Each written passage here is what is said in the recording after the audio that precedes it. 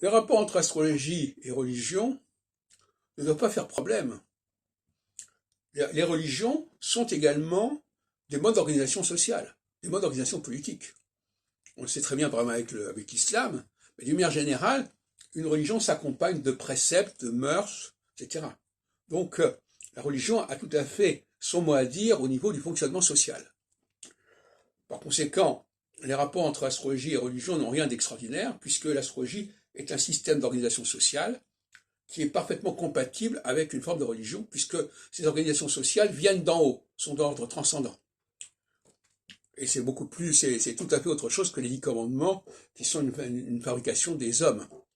Et comme vous le savez peut-être, tout ce que les hommes ont fabriqué n'a aucune valeur pour la théologie juive. Je vous renvoie à un chapitre d'Osée là-dessus. Tout ce que nous fabriquons par nous-mêmes n'a pas de valeur. Opposé à ce que les dieux créent, ce que les hommes créent, c'est un sacrilège. C'est pour ça que les statues sont rejetées par le judaïsme, parce que les statues sont fabriquées par les hommes. En revanche, les astres ne sont pas fabriqués par les hommes. Et donc, laisser croire que le judaïsme rejette les astres est aberrant. Et d'ailleurs, le premier verset de la Genèse le dit, Dieu créa le ciel et la terre. Bon.